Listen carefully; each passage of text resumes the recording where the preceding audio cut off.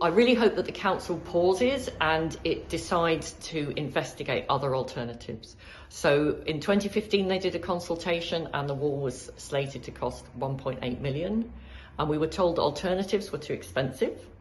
Now the council solution is costing 9.7 million and they're still not convinced us that they have really looked at alternatives which would be less destructive to the prom and more acceptable to the householders that the council is claiming to protect. Some people don't realise it's happening, but as soon as we tell them this is the wall, we had a model of the wall, and as soon as we explain where it's going to be, how high it's going to be, what it's going to look like, and that the council hasn't looked at alternatives, people get very angry.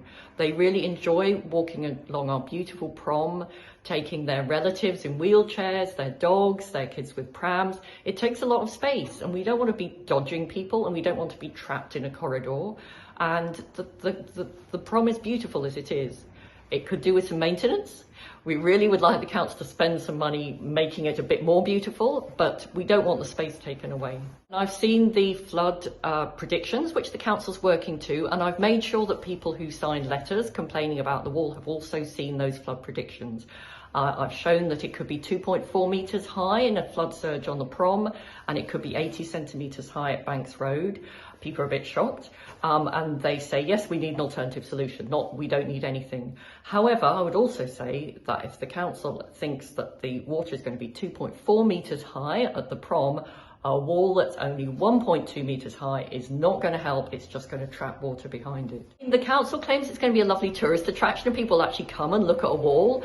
And I spoke to a guy from Stockport who was parked up the other day and he said, look at a wall. So I can tell that that is not going to be an attraction. I don't think the council has any evidence. They've asked tourists if that's what they would come to look at.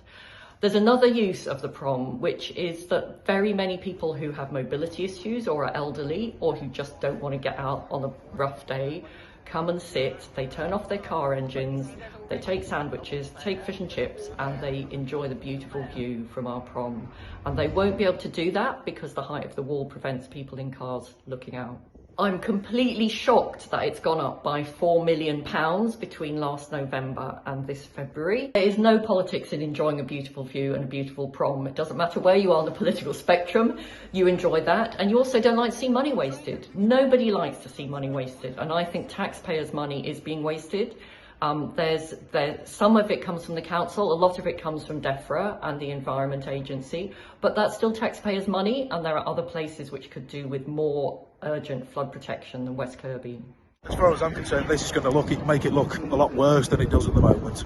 I mean, if you're sitting on these benches over here, which a lot of people do, you can't see over this wall from there.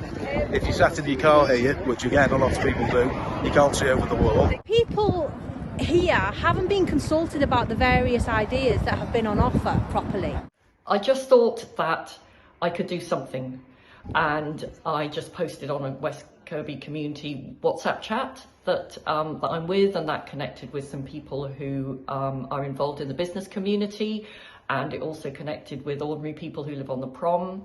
I then looked at the council's results of the planning consultation, which I'm not quite sure when it was done actually, but 252 people replied. Less than 10 of them were for the wall and live on the front or in the side roads. So the council is just not listening to people.